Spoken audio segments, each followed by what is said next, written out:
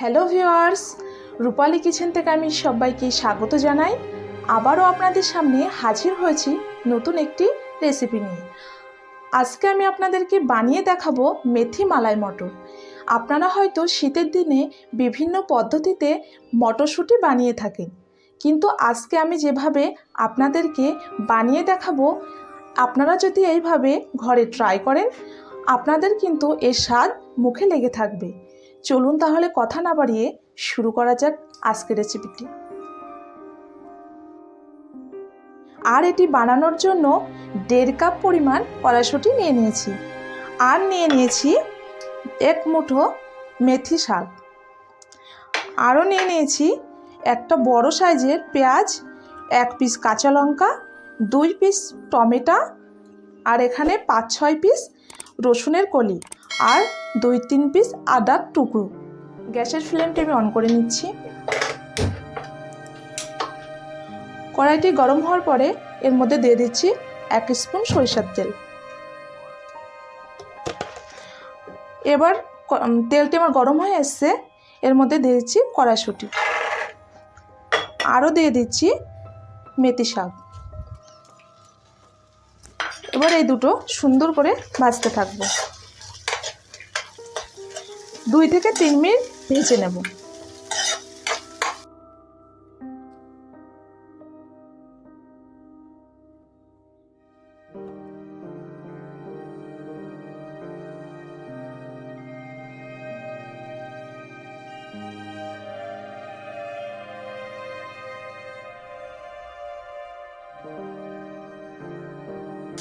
এটা আমার ভাজা হয়ে গেছে।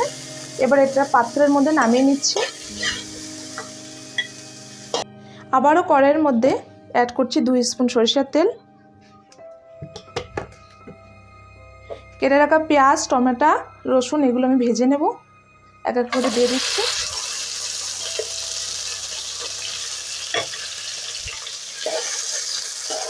চার 5 মিনিট এটা আমি ভাজতে থাকবো।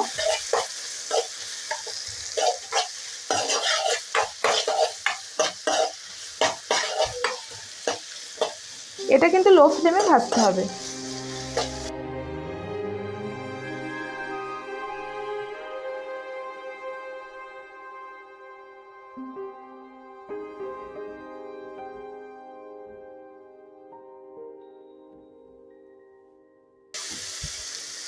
এর কালারটা চেঞ্জ হতে শুরু করেছে।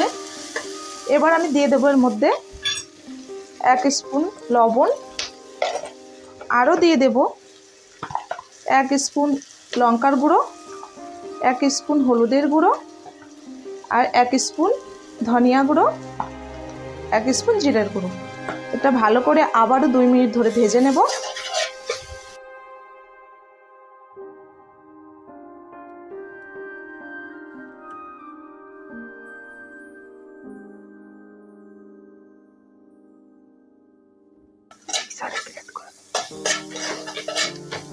এটা আমার ভাজা হয়ে গেছে।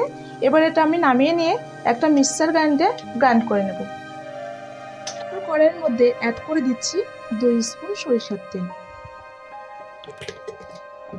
আর দিয়ে দিচ্ছি 2 পিস দারচিনি, 1 স্পুন গোটা জিরা।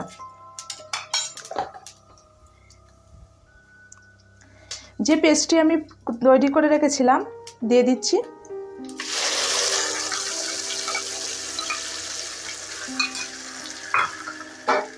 এটা আমি সুন্দর করে নাড়তে থাকবো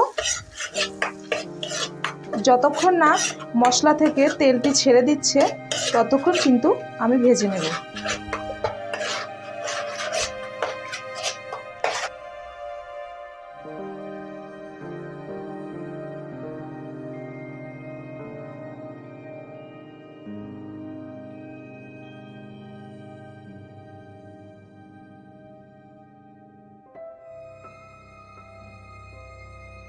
মশলা থেকে তেল ছাড়া শুরু হয়ে গেছে। এই পর্যায়ে আমি অ্যাড করে দিচ্ছি আধা কাপ দুধের মালাই। আপনাদের কাছে যদি এই দুধের মালাই না থাকে, তাহলে দোকানের ফ্রেশ ক্রিমটাও কিন্তু ইউজ করতে পারেন। এবার আমি অ্যাড করে দিচ্ছি ভেজে রাখা মটরশুঁটি আর মেথিটা। এবার এটা সুন্দরভাবে কষিয়ে নেব।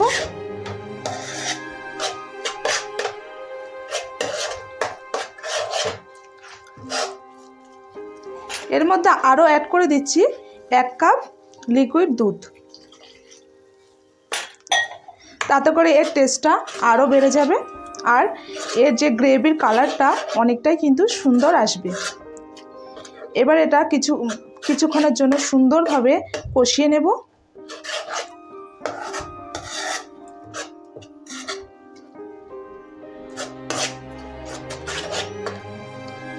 রান্নাটা আমার প্রায় হয়ে এসেছে।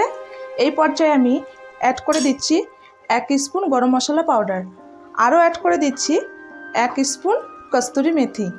এতে করে কিন্তু এই ফ্লেভারটা খুবই সুন্দর আসবে।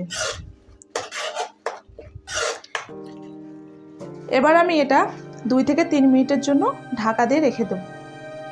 ঢাকাটা খুলে আমি দেখে নিচ্ছি। এটা আমার সম্পূর্ণ রেডি হয়ে গেছে। দেখতেই পাচ্ছেন গ্রেভির কালারটা কত সুন্দর এসছে। এটা কিন্তু ভাত, নান, রুটির সঙ্গে খেতে পারেন। অবশ্যই কিন্তু ঘরে এটা ট্রাই করবেন। গ্যাসের ফ্লেমটা এবার আমি বন্ধ করে দিচ্ছি। এবার এটা আমি নামিয়ে নেব।